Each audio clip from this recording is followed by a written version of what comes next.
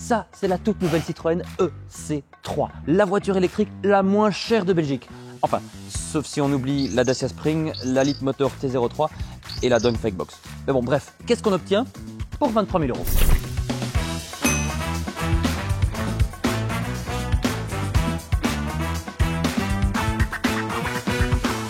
On ne doit plus vous présenter la Citroën C3, c'est simple, c'est le modèle le plus vendu de la marque. La première génération est arrivée en 2002, une genre de petite Citroën C2 modernisée sympa. La deuxième génération, bon, oh pardon, on n'ose pas vraiment en parler parce que ça nous rend malade, mais heureusement la troisième génération était beaucoup plus moderne, sympa, un petit peu joyeuse avec ses passages de roues en plastique et notamment aussi ses petits air bumps à la façon de la C4 Cactus. Cette quatrième génération change complètement, et d'ailleurs pas que au niveau du style, car c'est aussi la première à être équipée d'un port de charge. D'ailleurs ce n'est plus C3, c'est maintenant EC3. Mais peu importe sa motorisation et qu'elle ait un E dans son nom ou pas, toutes les C3 se ressemblent désormais. Et d'ailleurs ce design, parlons-en, elle est similaire mais assez différente de la génération précédente. Un petit peu plus carrée et un petit peu plus SUV crossover. Sur la face avant, on trouve une grande bande noire avec le nouveau logo Citroën et une signature visuelle somme toute assez banale. Mais ce qu'on remarque d'ailleurs, et on revient sur ce côté crossover, c'est que la nouvelle C3, elle est 6 cm plus haut qu'auparavant. D'ailleurs, c'est pas le seul élément frappant parce que la C3, elle grandit aussi de tous les côtés. Elle gagne 19 cm en longueur, 10 cm en largeur. Et évidemment, ça a un impact positif sur l'habitabilité, mais on y reviendra. La version d'entrée de gamme de la Citroën EC3 est équipée de jantes de 16 pouces avec évidemment des enjoliveurs. La deuxième version, elle a aussi des enjoliveurs, mais ils font cette fois-ci 17 pouces. Et enfin, cette version haut de gamme, la Max, est équipée de série de jantes de 17 pouces. D'ailleurs, ce qu'on vient de vous dire, eh bien, ça met en évidence le choix simple. Il y a 3 niveaux de finition. U plus Max et 6 couleurs, c'est tout. Ouh là là. Mais c'est pas tout parce que Citroën ajoute un petit peu de personnalisation. C'est pas la couleur, c'est pas les jantes, c'est ce truc-ci, ces petits clips. Et pour le dire comme Citroën, donnez à votre EC3 une touche personnelle en interversissant 4 clips de couleurs à des endroits attrayants.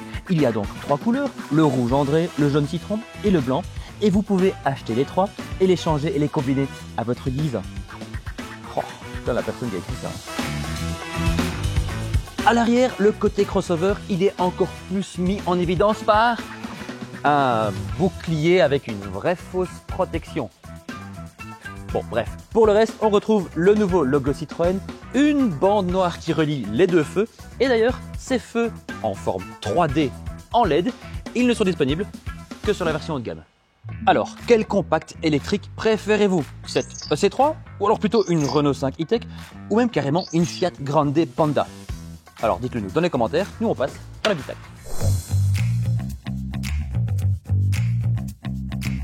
Voici donc l'habitacle de la Citroën EC3.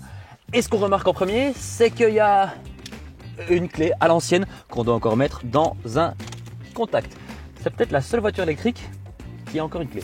Mais bon, cette clé, au final, on s'en fout un petit peu. Ce qui est important de noter, c'est que l'habitacle, il est quand même assez sympa, assez ludique. On a une planche de bord à 2 étages, avec notamment une petite touche en tissu très sympa. Évidemment, les sièges Citroën très confortables. Et aussi, malheureusement, vu qu'il y a le prix quand même qui joue, une finition qui est très, mais alors là, très plastique.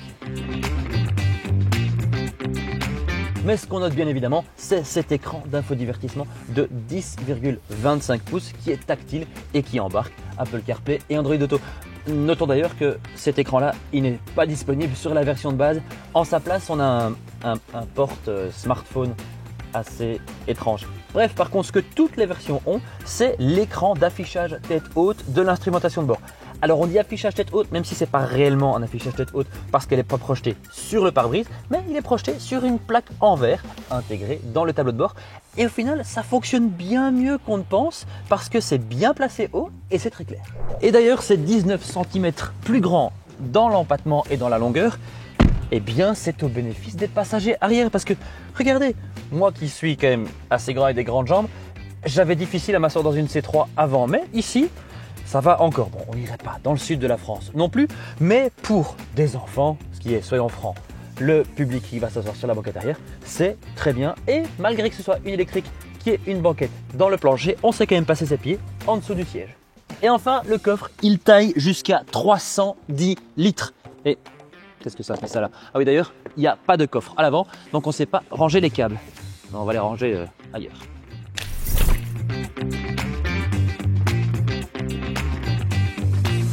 Côté motorisation, la Citroën C3, eh bien, elle fait dans le simple. Il y a une motorisation électrique. Elle est dotée d'un moteur sur le train avant de 113 chevaux, couplé évidemment à une batterie dans le plancher qui fait 44 kWh. Tout cela, ça lui donne une autonomie WLTP officielle de 324 km. Sur la route, ce qu'on remarque évidemment, c'est le confort. Le confort typique de Citroën est aussi présent dans leur véhicule le moins cher. Et oui, la C3 et la EC3, elle est d'office équipée des suspensions à butée hydraulique progressive et aussi de ce petit bruit insupportable que je ne sais pas comment défaire quand on dépasse la vitesse. Cette suspension lui apporte évidemment un toucher de route bien plus watté que la majorité de ses concurrents. Maintenant, il ne faut pas non plus penser que c'est une Rolls-Royce. Elle est un petit peu moins souple et un petit peu moins confortable que notamment une C4 ou une C4 Cactus. Et ce confort de suspension est complémenté par un confort d'assise. Ici, les sièges que Citroën aime appeler le Advance Comfort, ils sont moelleux, mais ils ne sont pas non plus aussi moelleux que ceux par exemple d'une C4. On voit qu'il y a un thème ici, c'est toujours pas aussi confortable qu'une C4 évidemment, c'est moins cher. Par contre, la sonorisation, elle est bien travaillée, du moins pour un véhicule du segment B. Et enfin, on en arrive à la consommation. Et ici, petite chose assez intéressante, la C3 électrique, donc la EC3, c'est la seule voiture que nous avons conduite récemment qui n'affiche pas sa consommation. Donc, je ne sais pas vous dire ce que je consomme. Alors d'après Citroën, c'est parce que les clients ne font pas attention à ça. Ça va arriver dans une future mise à jour. Selon nous, ils ont peut-être oublié et on leur a rappelé. Bref, d'après nos calculs savants en fonction de notre consommation, de notre recharge et de l'autonomie qui nous reste, on se dit qu'on consomme plus ou moins 18-19 kWh. Ce qui est quand même beaucoup pour une si petite voiture, mais rappelons que là pour l'instant, on est en hiver, qu'il fait moins 3 degrés et que les températures impactent forcément la consommation. Alors avec cette consommation, on a évidemment une autonomie réduite. On ne voit pas, nous, les 324 km de la consommation officielle. En réel, en hiver, avec notre consommation, on a plus ou moins 200-225 km. Enfin, revenons un petit peu sur la technologie électrique et parlons évidemment de la charge. De série, la EC3 sur une borne normale peut charger jusqu'à 7,4 kW et la charge rapide sur évidemment une borne rapide, elle peut monter jusqu'à 100 kW. Ce qui est pour une assez petite batterie comme celle-ci, eh bien c'est pas mal. Sauf que la réalité est un petit peu différente. Hier, pour préparer cette vidéo, on a chargé la voiture pendant 30 minutes et on n'a pas vu plus de 24 kW. Mais bon, aussi il faut dire qu'il fait moins 3. Enfin, on en arrive au prix. Et comme on vous l'a dit, 3 finitions, donc 3 prix. 23 300, 25 500, 27 800 €. Alors notons que c'est pas trop cher, c'est assez dans les clous, sauf que la version essence de cette C3 commence à un petit peu moins de 15 000 €. Ce qui fait que cette électrique, elle est 8 000 € plus chère que la version essence. C'est pas rien quand même. Bien que le C3 manque un petit peu de charme par rapport à ses concurrentes, eh bien, elle compense largement cela par son confort de conduite. Le confort Citroën, il est inégalé et son habitabilité. Mieux encore, si vous avez besoin d'encore plus de place, eh bien, Citroën vous vendra une C3 Aircross. Et enfin, la différence de prix entre la version essence et la version électrique démontre encore une fois que produire une voiture électrique, eh bien, ça coûte cher. Merci d'avoir regardé cette vidéo. N'oubliez pas de nous dire ce que vous pensez de la Citroën EC3 dans les commentaires, de liker la vidéo si elle vous a plu et pourquoi pas de vous abonner à la chaîne. Nous on se voit dans la prochaine vidéo. Salut!